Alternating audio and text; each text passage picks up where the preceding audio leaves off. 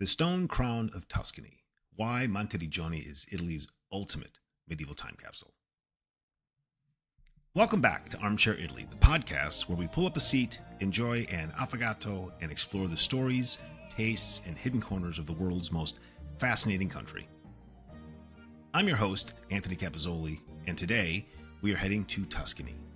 When most people imagine Tuscany, they think of rolling green hills, cypress trees, or the iconic Duomo of Florence. But picture this. You're driving along the highway between Siena and Florence, looking out across the olive groves, and suddenly, rising up above the vineyard-covered hills, you see a perfectly circular, high stone wall with 14 square towers. It looks less like a town and more like a massive stone crown resting on a hilltop. This is Monteriggioni. And while it might be tiny, you can literally walk across the whole town inside the walls in under 5 minutes.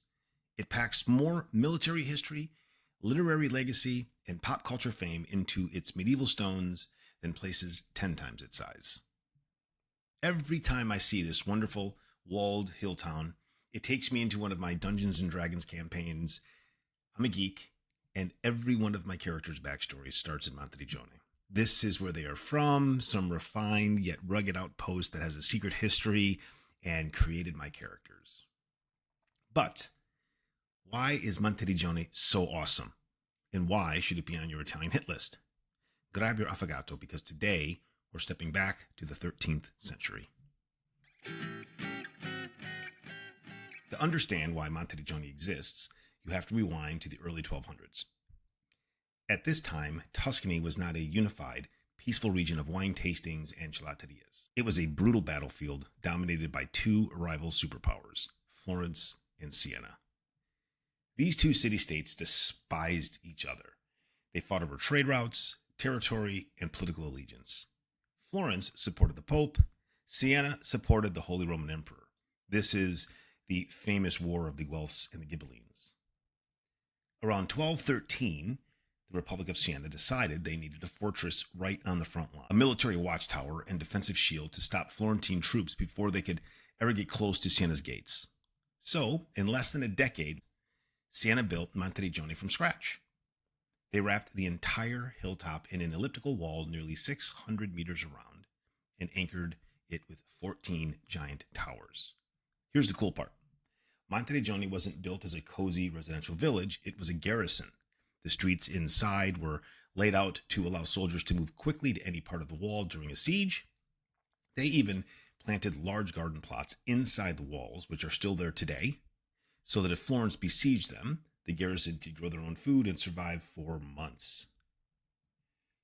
The names of the gates to enter Monteriggioni are Porta Francigena, facing Rome, and Porta Fiorentina, facing Florence.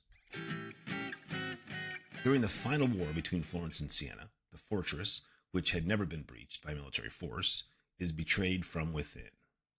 Isn't it always the way? Sienese commander Giovannino Zetti, an exiled Florentine, surrenders the keys to the imperial Florentine army without firing a single shot in exchange for his pardon. With Monteriggioni compromised, the besieging army starves out Siena itself. The Republic falls, and Monteriggioni, along with the rest of Sienese territory, is absorbed into Cosimo I de' Medici's Grand Duchy of Tuscany. A little bit of historical irony. Because Monteriggioni surrendered without a prolonged bombardment or demolition during the 1554 war, its 13th century medieval walls survived almost completely intact, leaving it as one of the best preserved medieval fortified villages in all of Europe today. Another favorite is Corinaldo in the Marche, a beautifully preserved walled city. You can check it out at borghipiubelliditalia.it. Don't worry about it. There is a link to it in the show notes. Dante's Hell and Assassin's Creed.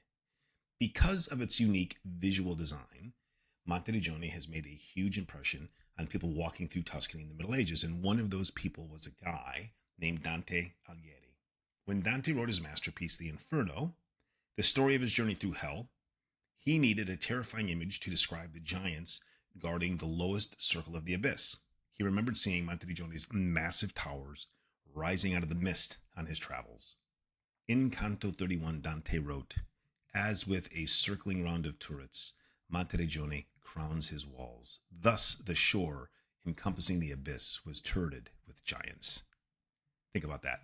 700 years ago, Monteriggioni was so striking that Dante used it to describe the gates of hell in the Inferno. Fast forward 7 centuries, and Monteriggioni got another massive surge of world fame, this time from video games. If you've ever played Ubisoft's Assassin's Creed 2 or Assassin's Creed Brotherhood, you already know this town inside and out. Monteriggioni is featured as Villa Auditore, the ancestral home and headquarters of the protagonist Ezio Auditore. Gamers from all over the world travel to Tuscany specifically to walk through the main gate, Porta Franca, and experience the real-life setting they spent dozens, if not hundreds of hours exploring on screen. So, what's it like to actually visit Monteriggioni today? When you walk through the thick stone archways, you land directly in Piazza Roma, the town's quiet main square. In the center sits an ancient stone well, flanked by the simple 13th century church of Santa Maria Assunta. No high-rise buildings, no sprawling developments outside the gate, because it was protected as a historic monument. Step outside the walls and you are immediately back in the pristine Tuscan countryside. Here are 3 things you must do when you visit Monteriggioni. 1, walk the ramparts. You can buy a ticket to walk along the 2 sections of the elevated wooden walkways on top of the walls, looking out over the vineyards of Chianti Colle Senesi from the vantage point of a medieval guard and its pure magic. Visit Monteriggioni in Arme. It's a fantastic military museum inside the town. Unlike standard museums where everything is behind glass, they have faithful replicas of medieval armor and swords that you can actually pick up and try on.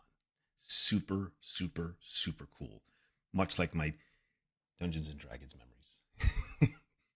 If you go, I suggest that you stay inside the walls. Airbnb has some great picks, and one of the options is even inside the little castle. There's a hotel, hotelmonteriggioni.it. There's a link in the show notes. It's also obviously inside the walls. Rather than where to eat, since there are countless lists for that, I'll offer perhaps what to eat. First, peachy pasta. It's a thick, hand-rolled, local Tuscan pasta that's delicious. It usually comes with tomato passata and garlic sauce. I also love peachy with Tuscan breadcrumbs, seasoned and cooked lightly in oil and topped over the pasta. It's unique and delicious. Next, panzanella salad.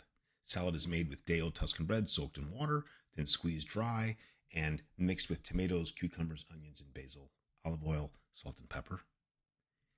I love salami Toscano or finocchiona. Both are wonderful salamis from Tuscany, but the finocchiona is a salami with fennel and Chianti wine. It is magic. Then there's pecorino Toscano. It's a tasty sheep's milk cheese. Or fettunta. It's a grilled slice of Tuscan bread rubbed with garlic, then covered in local olive oil. It's also a major milestone on the Via Francigena, the ancient pilgrimage route that runs from Canterbury to Rome.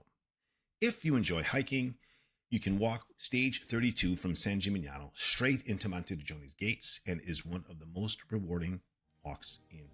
Thanks for listening. Be sure to add Monteriggioni to your list. Head over to our website at armchairitaly.com. Until then, keep dreaming of Italy and ciao